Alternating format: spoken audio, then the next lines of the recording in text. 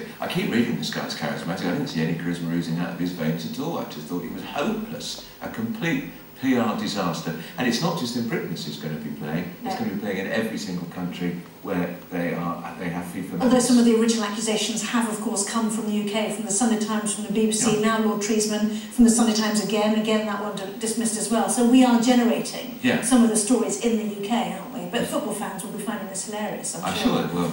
I find it hilarious, I'm not a football fan. That's nice to know, isn't it? Now then, Financial Times. This is a very serious story. Yeah, go on, this is the biggest care company in Britain, Southern Cross. It's on its knees financially, looks after 30,000 people.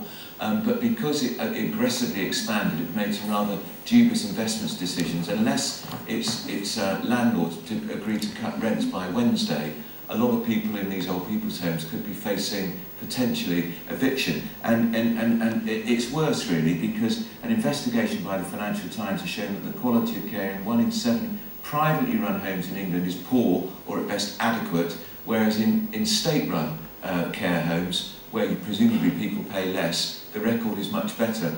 And added to this, because of the spending cuts, an organisation called the Care Quality Commission, which investigates private care homes and state-run care homes, has reduced the number of investigations it's done by 70% in the last 6 months to save money.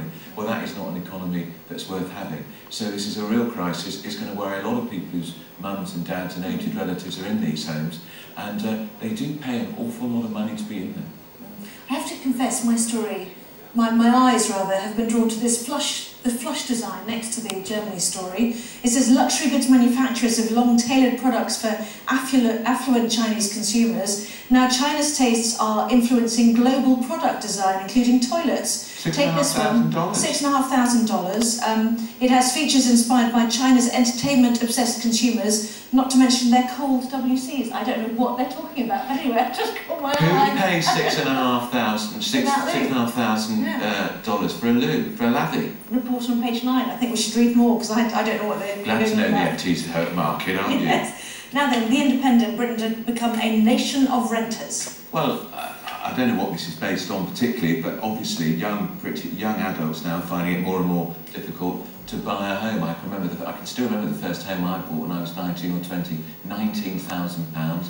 You had to have a deposit, as long as you had 3 times your salary, but now the average price of a home is something like £185,000. If you're in London in the southeast or places like Edinburgh, Cornwall, really, really expensive. So the Indie is saying that actually young people now think they'll never get on the property ladder, and more of them are going to rent. So this is Thatcher's property owning democracy. Is it now finally going to begin to turn back? It's not the first time we've heard that, certainly, but as you said... a lot of people now, of course, still live at home with mum and dad. Yeah, or have returned as well. To save money.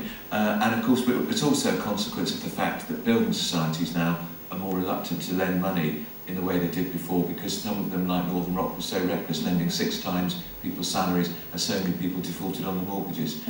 It's a great shame, because I was brought up in a council house, and it was a great objective for all of us 4 kids to buy our own home. And did you manage it quickly? 19. 19, did well, gosh. Wouldn't happen now, of course, would it? But anyway, let's move on to the Daily Mail. Yeah, great story. I'm not to say this is in my paper. The Mail has done a survey which shows the bonuses of senior executives of the Department of Health have doubled in the last 5 years. Some receiving $27,500 on top of their 6-figure salaries. Others, 1,600 managers are earning more than the Prime Minister. All this happened, I have to say. I don't want to make you too political about this, because I'll wait for Maguire to be here so I can have a go at him. This happened under Labour, which was